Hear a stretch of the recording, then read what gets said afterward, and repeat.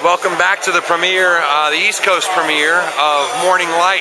I have two incredible people in front of me who I have to thank for treating me to this wonderful movie.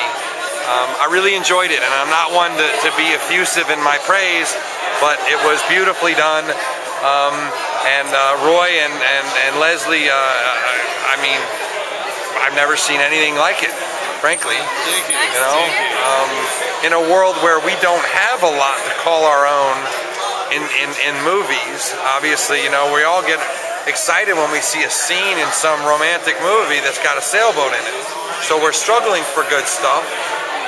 It's good to know that we no longer have to turn on wind to get a decent sailing scene. Thank you. A long time ago. So congratulations on that success.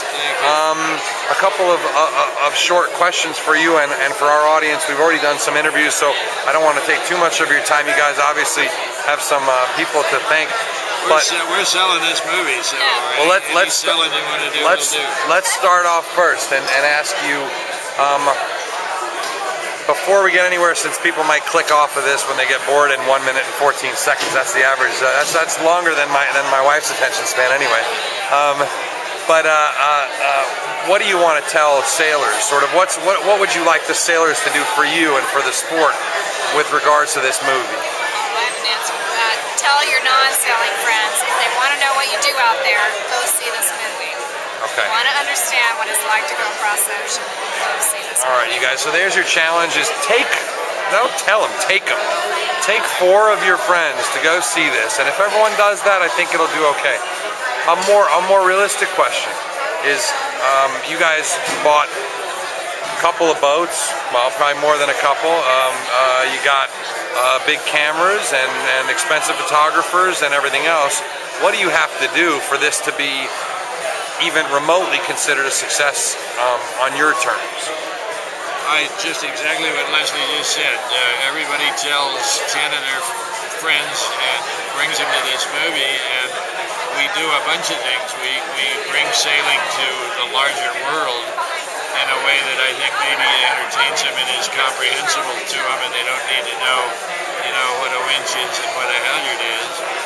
And we, you know, make a few bucks and maybe we can make the next one. Well, and that's the question. Is like I mean, we're an honest place. Like, what do you have? Do you have to make $50 million to be happy with this, or is this? I mean, I have no idea what the budget is. I did a documentary on History Channel, and it was a $12 million production, and it never made it. You know, and they made $2 million, and it was like forgotten. So I'm wondering how many people need to go see this thing. You know. You know, I can't talk about numbers and that's stuff. fair. Fair enough. The budget was reasonable, I think. The return is partly going to be in money, but the real return is in people. Well, and that's the next question. And that's the thing, you know, with documentaries, they do it in stages. They don't do a full release like Pirates. Too risky. It's a little bit at a time, and so they see how well it does. Right. If it does really well the first tier, then they'll open it up, they'll broaden the market and open up in more cities. And that's why we're out here to market. It's just, you got to get the sailors. We're selling the hell out of this thing this first couple of weeks, because the first couple of weeks determine how much further it goes.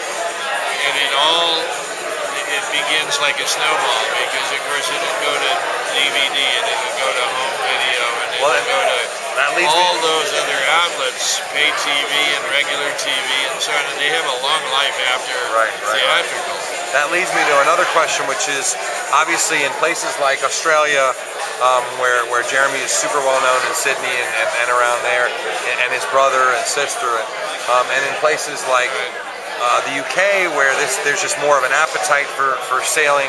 Do you already have distribution in place? No, it really all depends on how our domestic distribution goes and how much people watch it, and then they'll determine, okay, now where should we send it internationally? And really, you know, we don't know yet. We won't know a lot of these answers until the first tier, marketing tier is done. But certainly, I would say Disney, you know, obviously has worldwide distribution capabilities. And I think, you know, we're going to go home and try to convince them that going to England and going to Australia, New Zealand, all the English-speaking countries, and a few that even don't, like Spain and France and Italy, there will be markets there. I'm sure there are. I mean, those guys are checking out our website. They don't speak any English. They're still clicking on all the videos, and there's a voracious appetite for anything sailing footage. And the better the quality, the better it is. You know? Well, actually, the ESPN show, on the tryouts, is airing in exactly 2 hours. So I don't know when this thing is going up. And I'll tell you, I watched that last night doing my preparation for this event, and I thought it was great. You know, I mean, I guess my biggest question about the way that you put the film together is, you said, and I read this in an interview, and then you reiterated it tonight. You said this isn't a movie about the people or the sailors, and it's not a movie about the race. It's a movie about a journey, right? It is. It seemed like you purposefully kept the character development somewhat light. And maybe because, I don't know, did you want to keep it from becoming a reality show? Like what was the... We did not want to be associated with reality shows because the ocean is enough reality in itself. We did not want to contrive anything about this. And for anybody to associate us with a reality television is, it's not good in our minds. So we had to walk that balance, and it was tough. We didn't want to be invasive whatsoever. We had a really nice comment from a good friend of mine who is a film critic in Los Angeles that I've known for many years. He wrote me a note right afterwards, and he said, "This was nothing like a reality show, it was real." And I thought that was about the nicest thing that's been said. I really like that. So I wrote him back and I said, "Can I use that quote?" And he said, "Yes." That's good to hear. How has your reception been amongst the critics? You certainly know a lot of them, I'm guessing. Truthfully, I have not heard very many critics' reactions yet, but the ones I have heard have all been very good. Well, we certainly got our fingers crossed. It's a little soon for that, the day before the opening, which would be the 16th, would be when most of the reviews will show up in newspapers. You now, and I talked to Robbie about this for a second, but you now obviously went through a pretty steep learning curve with regards to filming this thing.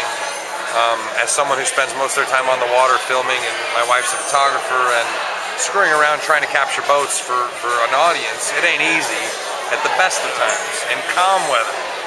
So obviously you guys were filming in all conditions, but you went through a steep learning curve. You developed some techniques, you probably found the best equipment.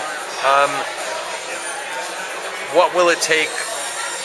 Did you need a break for a second? How are you guys doing? What will it take to, let me ask you this. Will it be a lot easier next time if this film is a success to do something really, to push it and get even more creative? Absolutely. We ruined a lot of cameras. Salt water and don't mix too well. This little thing's waterproof. That's why I suffer through this terrible picture, because it's waterproof. So yeah, we have that conversation a lot. Would have, should have, we could have done this, would have done this. Now, I mean, if we were to do it, you are now the most advanced open ocean filming crew ever, right? I mean, and production team ever. Probably are, because we're the most recent ones. Right. The technology develops at a pretty constant rate. No one else is doing what you did, though, and no one else ever did it. I mean, that's an important thing to know. There were a lot of firsts in this movie, just in the technical sense of it. What was the most difficult technical challenge? And don't say saltwater. Give me something else. No, probably the sound. Sound. Keeping the window. Capture sound well enough that you could get dialogue you could understand from 9 kids or 8 kids spread around a boat. They all were wearing mics that were radioing back to a 10-track recorder that ran all the way across. Wow. And that's how we got a great deal of that good sound. And even then, I know we lost a lot. The water noise, wind noise, sail flaps, wind springs. A lot of it gets... We did a lot of audio sweetening. I'm sure. In post-production. A big boat is a loud place. Yeah. Oh yeah. But it's not friendly to filming in any way out there. Well, that's what makes it even more impressive. But it makes it more of a challenge, and to have done it this well, I think, is remarkable. Because 5 years ago, I think either one of us would have said, "I don't think we can do that." I don't think so. But the cameras are getting smaller, and one of our biggest challenges is finding a boat that can cross the ocean with them. Yeah. And we did a lot of. Came up with a good one. Came up with a good one. Yeah. That was amazing. To have Cheyenne along was astonishing. although John Kilroy said it looked like a giant tarantula on the horizon. It did. When we published that first picture, that first spy shot of that thing, and everyone's going, "What the hell's that for?" Yeah. All right. Well, listen, guys. We wish you the best of luck. I think you did a great job. I hope everyone else thinks so too. I hope this does for open ocean sailing. Yeah, let's go. Everyone go see it, and we will certainly maybe we'll follow up with you guys in a few weeks. But again, thanks for doing what you're doing for the sport. Honestly, it looks from here like you guys are a bit of crusaders, which we need them. So keep on it. I just love it. You know, that's simple. You do what you love. It's beautiful to see. So we have to sell this one first. All right. Well, we'll do whatever we can to help. So thanks again.